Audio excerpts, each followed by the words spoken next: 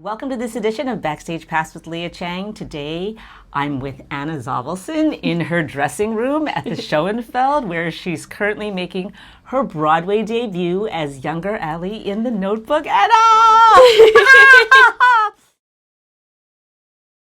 Anna was ethereal in her New York stage debut as Clara in the New York City Center's Encores production of The Light in the Piazza, starring with Tony Award winner Ruthie Ann Miles, and was nominated for an LGBTQ Critics Dorian Theatre Award for Outstanding Featured Performance. She won the 2024 Clive Barnes Award for Dance and Theatre. Her TV credits include NBC's Revolution and Netflix's 13 Reasons Why. In May, she made her cabaret debut at 54 Below. Yeah. Okay, Miss Anna. Hi. I am so excited that I get to celebrate your Broadway debut with you. Oh. It's insane. How do you feel? I feel insane. I mean, I guess now we've been doing it for like a month and a half, I want to say, because we started at like the beginning of October and now we're mid-November, and it's just like every day has been something new and it's felt so surreal, and I've just been having the absolute best time, and I'm so glad I get to see you again.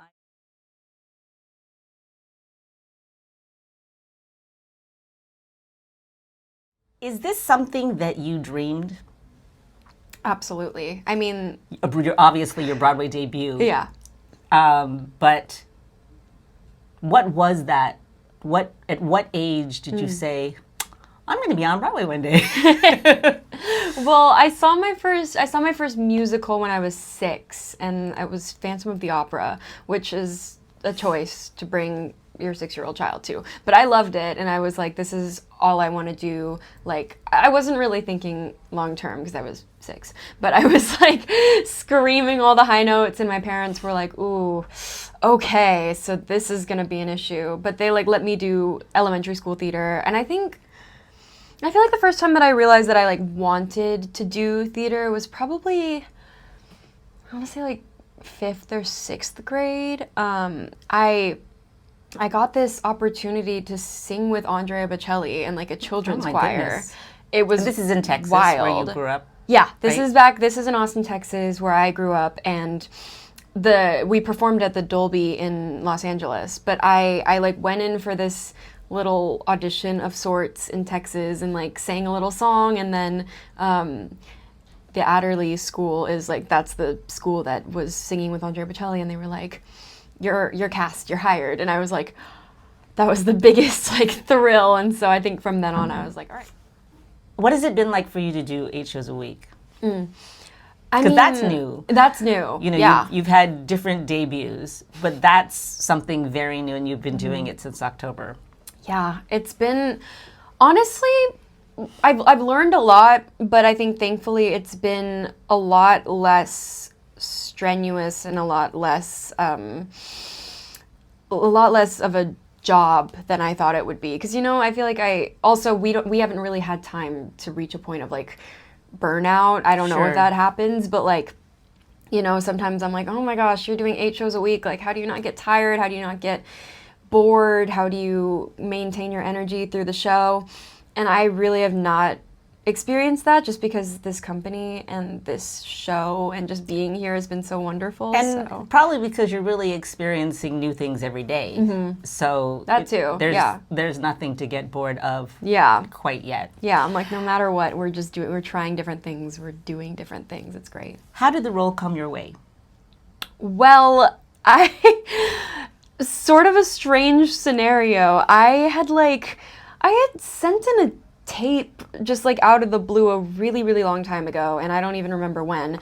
And then I totally just like forgot about it. And then I had been doing spelling bee at Kennedy Center. That was like what I was signed on to do. And they released the cast announcement for that. And so I was like, okay, I'm a part-time student. I'm gonna go do spelling bee for a couple weeks, and then I'm gonna go back to school and do my junior fall semester. Right. And then like 2 or 3 days after the cast announcement happened, my agent called me and was like, hey, so they're offering you the role of Younger Allie on Broadway if you want to do that. And I just feel like I should have been freaking out, but like the only thing that was going on in my brain, I was like, but what about spelling bee? Like, is that going to be okay? And like, what about school? And I was stressed. And so then my manager texted me after the phone call and was like, you don't have to if you don't want to.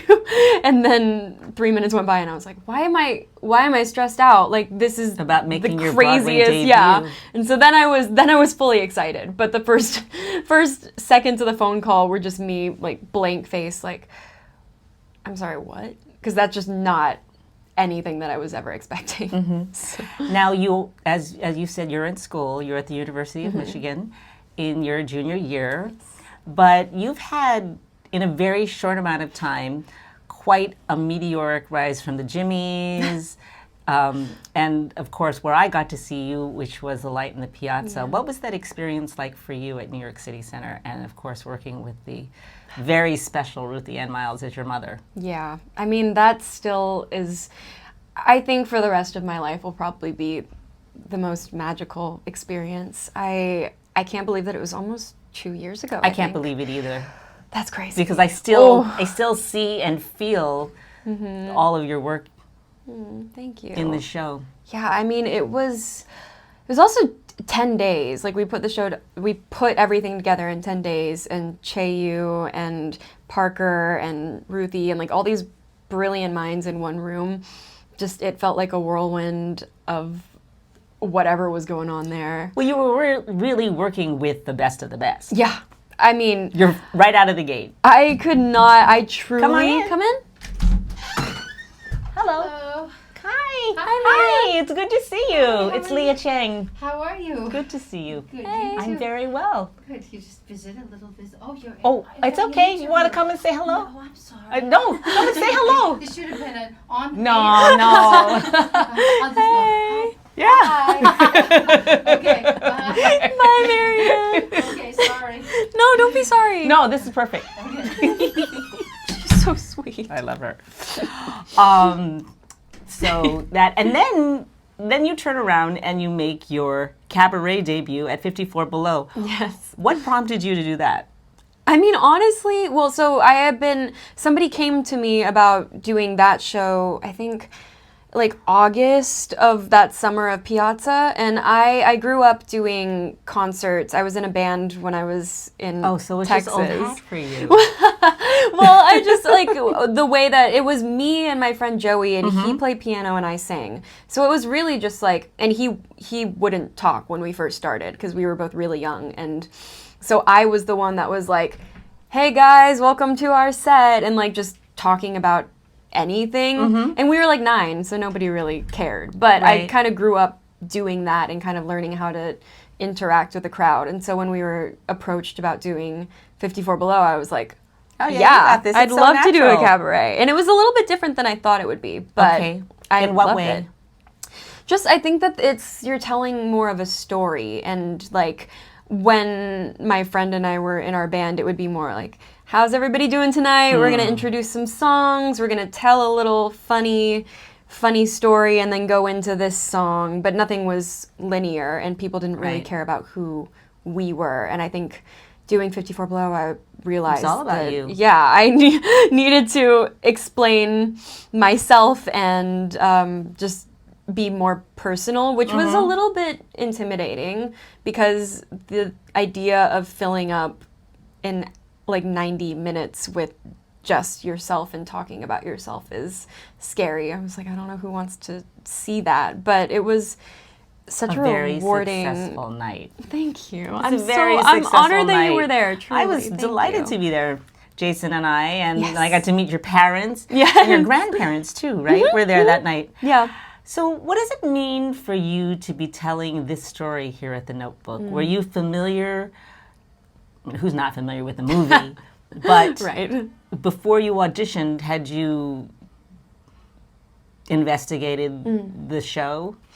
Yeah, I mean, I was familiar with the movie. My mom is such a rom-com, and this isn't a rom-com, but like romantic movie person, and so we would put it on and cry. But I mean, honestly, I think that I've come to realize through doing the musical version of this show that it's such a beautiful love story, and I think that the movie really focuses on like younger middle Noah and Allie, but I think that we at the musical have a lot of the story is talking about dementia and talking about older Allie and older Noah, and I think that really brings like this like brutal, like it makes it so much more real, and it just hits the audience. So I think that it's more impactful than the movie, but like I'm a little bit biased. But and so it feels so special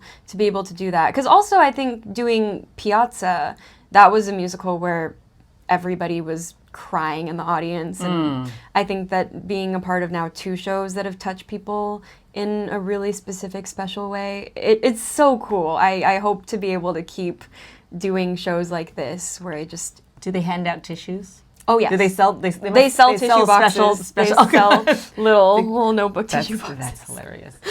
So, I know this is a very short amount of time, but do you have anything else on your wish list?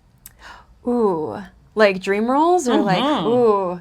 I mean, put it out there. Are we manifesting it, right? You manifested being on Broadway. You're here. You're here. I don't know. I mean, I tell everybody, I think Christine in Phantom of the Opera is just such a dream role because that was the first show that I saw, and that music is fantastic. And did you ever get to see Allie do it? I never got to see Allie do it. She was so magical. I So really wish that I magical. could have seen her because she's phenomenal and she's such a brilliant and like wonderful human. So I think I'm sure her Christine was so beautiful. And I guess kind of following in her footsteps, she like that was a full circle moment for me, is now like being friends with her and having looked up to her as being one of the first Asian Americans that I've seen like be on stage in this iconic soprano ingenue role. Something that you could do. You saw yourself, crazy. right? You see Yeah. yourself in her on some levels. Yeah, and so that's so full circle. But anyway, that is a dream role. I don't know. I mean, I would love to be a part of something new, I think, because Piazza is a revival and I'm here stepping into this role. And it's really cool, and I love doing that, and I kind of want to see what I can stretch myself to without a roadmap and like just taking on something completely new. Well, how did you spend your summer? Oh, well, I got to do a couple workshops actually, and doing that new work was just really rewarding. But I went to Williamstown, which is like Iconic. way up there, and we did a cabaret, and that not anything like 54 Below. We were just kind of mashing up songs together and just working with all these different artists. And I got to do a concert at the 92nd Street Y, which was fantastic. We were honoring Sheldon Harnick, and I mean, that music is iconic. Actually, there you go. She Loves Me, Amalia. That's also... So, what does it mean for you to be an Asian American theater maker in this time and taking up this space on a Broadway stage? It means the world, and it really it was something special to do that with Piazza, because it was just like being an Asian American family and telling that story just meant changing a lot, word. without changing anything, meant so much to me. And I think that because I was just starting out, I didn't really understand the gravity or like how much that impacted people. And so to be doing that here in this show, I mean, I think The Notebook is so special because all of the Allies and the Noahs can be whoever they want to be, and they are not, like, even as actors, disregarding the fact that I'm Asian. Like, Michael and Shelley were like, make your own decisions. We don't want you to make any of the same acting choices that everybody else is making. And so it feels like we have so much freedom as just artists, and I really love that. But then also I'll go out the stage door and see so many Asian Americans that came to see the show that saw themselves represented in just like a simple, well, not simple, but just like this beautiful love story. And what did they say to you? Whenever anybody's like, it means so much to see somebody that looks like me on stage just unapologetically playing somebody in love and like singing this score and just standing in their own power. Like the people at the stage door, like that means the world, because it just shows that I'm not alone in wanting to do theater and wanting to fall in love and tell these stories. And well, you're just getting to be a human being on stage and have a fully rounded arc. So Anna, you know I could talk to you all day long, but you have a show to do, so I am so grateful that we got a chance to sit down. I'm so happy for you. Thank you so much. It truly, I love talking to you. Come see Anna Zavelson and company in the Notebook. She is here until December 15th. Yes. Thank you for joining me for this edition of Backstage Pass with Lia Chang. Until next time.